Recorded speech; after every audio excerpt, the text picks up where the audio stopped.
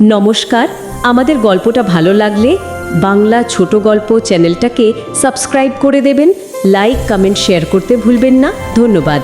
আজ আমরা ডুব দেব বঙ্কিমচন্দ্র চট্টোপাধ্যায়ের এক কালজয়ী সৃষ্টি কপালকুণ্ডলার জগতে। এটা কিন্তু শুধু একটা প্রেমের গল্প নয়, এটা আসলে প্রকৃতি আর সমাজের এক অদ্ভুত দ্বন্দ্বের গল্প, স্বাধীনতা আর নিয়তির এক গভীর আখ্যান। চলুন এই রহস্যময় জগতে আমরা একসাথে প্রবেশ করি। গল্পের শুরুটাই হচ্ছে একেবারে অন্যরকম। আমাদের গল্পের নায়ক নবকুমার, তাকে আমরা দেখতে পাই একজন জনমানবহীন সমুদ্রতটে। চারদিকে শুধু সমুদ্রের গর্জন আর দিগন্ত বিস্তৃত বালি, যেন সভ্য জগৎ থেকে তিনি সম্পূর্ণ বিচ্ছিন্ন হয়ে পড়েছেন।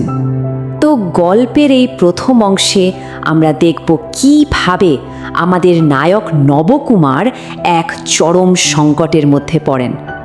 এমন এক সংকট যেখানে প্রতিটা মুহূর্তই যেন অস্তিত্বের লড়াই। ভাবুন তো একবার অবস্থাটা, গঙ্গাসাগর থেকে ফেরার সময় নৌকা পথ হারিয়ে ফেলেছে, জঙ্গলে কাঠ আনতে নেমে তিনি দল ছাড়া হয়ে গেলেন। আর তার সঙ্গীরা কি ভাবল নবকুমারকে বোধহয় বাঘে খেয়েছে, ব্যাস তাকে ওই নির্জন ভয়ঙ্কর জঙ্গলে ফেলেই তারা চলে গেল। আশ্রয় নেই, খাবার নেই, কেউ নেই।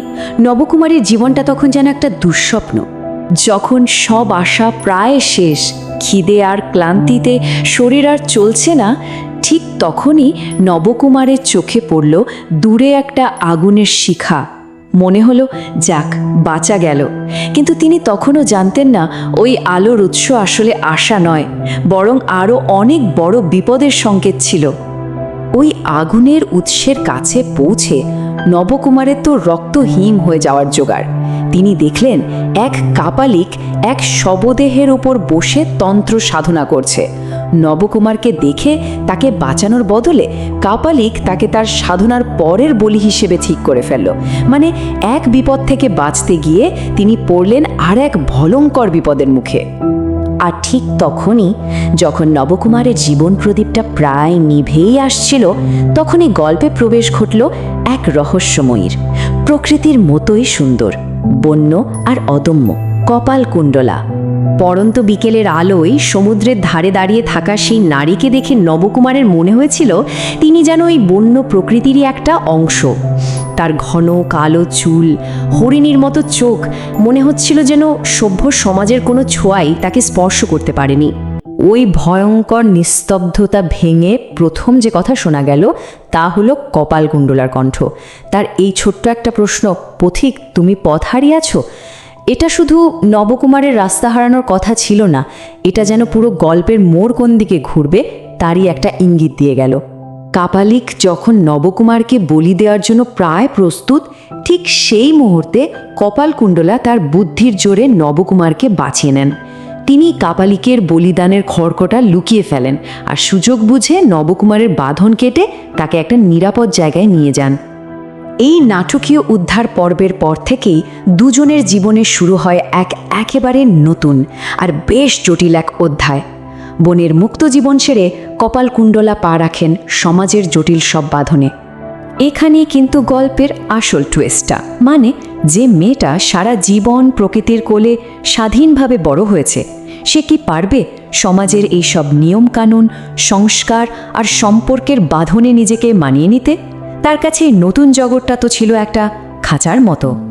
তখন এক মন্দিরের পুরোহিত বুঝতে পারলেন যে ওই কাপালিক কিন্তু সহজে ছাড়বে না। তার হাত থেকে কপালকুণ্ডলাকে বাঁচাতে হলে বিয়েটাই একমাত্র পথ। তাই পরিস্থিতি আর প্রয়োজনের তাগিদে নবকুমার আর কপালকুণ্ডলার বিয়ে দেওয়া হলো, যা তাদের ভাগ্যকে এক নতুন দিকে ঠেলে দিল। নবকুমার যখন কপালকুণ্ডলাকে নিয়ে তার গ্রাম সপ্তগ্রামে ফিরে এলেন, তখন তো সেখানে হই হই কাণ্ড। সবাই তো ভেবেছিল নবকুমার মারাই গেছে। তাকে ফিরে পেয়ে আর তার সাথে এমন দেবী প্রতিম স্ত্রীকে দেখে সবাই মুগ্ধ। কিছুদিনের জন্য তাদের জীবনটা সত্যিই যেন একটা রূপকথার গল্পের মতো হয়ে উঠেছিল। কিন্তু এই সুখ বেশি দিন টিকল না। অতীতের কালো ছায়া আর সমাজের জটিল সব নিয়মকানুন ধীরে ধীরে তাদের সম্পর্ককে ঘিরে ধরে, আর তৈরি হয় এক মারাত্মক ভুল বোঝাবুঝির জাল। কারণ সেই কাপালিক কিছুই ভোলেনি, সে ফিরে এলো তার অসমাপ্ত কাজ শেষ করতে। কিন্তু এবার তার উদ্দেশ্য শুধু বলি দেওয়া নয়, বরং নবকুমার আর কপালকুণ্ডলার সুখের সংসারে সন্দেহের বিষ ঢুকিয়ে দেওয়া। গল্পের এই যে মর্মান্তিক পরিণতি, তার পেছনে আসলে 3টে বড় কারণ ছিল। 1, কাপালিকের প্রতিশোধের আগুন। 2, তার সূক্ষ্ম ষড়যন্ত্র।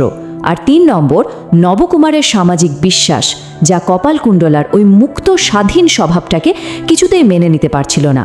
কাপালিক খুব চালাকির সাথে কপালকুণ্ডলার ওই সরল অসামাজিক ব্যবহারটাকেই নবকুমারের বিরুদ্ধে অস্ত্র হিসেবে ব্যবহার করল। আর নবকুমারের মনে ধীরে ধীরে জন্ম নিল ভয়ঙ্কর এক সন্দেহ। তার ভালোবাসাটা এই সন্দেহের ঝড়ে খড়কুটোর মতো উড়ে গেল। এখান থেকেই গল্পটা এগিয়ে যায় তার সবচেয়ে হৃদয় বিদারক পরিণতির দিকে, যেখানে প্রেম, বিশ্বাস আর নিয়তি সবকিছু মিলেমিশে একাকার হয়ে যায়। প্রশ্নটা কিন্তু শুধু নবকুমারের নয়, আমাদের সবার। ভাবতে পারেন, যে নারী একদিন তাকে মৃত্যুর মুখ থেকে ফিরিয়ে এনেছিল, সন্দেহের বশে তার প্রতি কি নবকুমারের অবিশ্বাস এতটাই তীব্র হয়ে উঠবে? শেষ পর্যন্ত সেই ভয়ঙ্কর রাতটা এলো। নদীর ধারে প্রলয়ঙ্কর ঝড়, আর সেই ঝড়ের মধ্যেই নবকুমার কপালকুণ্ডলাকে চূড়ান্তভাবে দোষারোপ করছেন। তার ভালোবাসা তখন অন্ধ রাগে পরিণত হয়েছে, আর তার বিবেকবুদ্ধি সব লোপ পেয়েছে। আর ঠিক তখনই প্রকৃতি যেন নিজের হাতে বিচার করে দিল। একটা বিশাল ঢেউ এসে নদীর পাড়ে সেই অংশটা ভেঙে নিয়ে গেল যেখানে কপালকুণ্ডলা দাঁড়িয়েছিলেন। উত্তাল নদীর জলে এক মুহূর্তে তিনি হারিয়ে গেলেন। 1 সেকেন্ডের মধ্যে নবকুমার বুঝতে পারল সে কি মারাত্মক ভুল করে ফেলেছে। তার পুরো পৃথিবীটাই যেন ভেঙে পড়ল। অনুশোচনায় দগ্ধ হয়ে তিনিও সেই ভয়ঙ্কর নদীতে ঝাঁপ দিলেন তার কপালকুণ্ডলাকে খুঁজতে। কিন্তু কেউই আর ফিরে এলো না। বঙ্কিমচন্দ্র উপন্যাসটা শেষ করেছেন এই লাইনটা দিয়ে। এটা আমাদের এক চিরন্তন রহস্যের সামনে দাঁড় করিয়ে দেয়। তাদের ভাগ্যে ঠিক কী ঘটেছিল সেই উত্তর আজও অজানা। ভালোবাসা আর ভুলের এক অসমাপ্ত কাহিনী হয়ে তারা দুজন রয়ে গেছেন। আমাদের এই পরিবেশনা যদি ভালো লেগে থাকে তাহলে চ্যানেলটি অবশ্যই সাবস্ক্রাইব করবেন। লাইক, কমেন্ট আর শেয়ার করতে ভুলবেন না। ধন্যবাদ।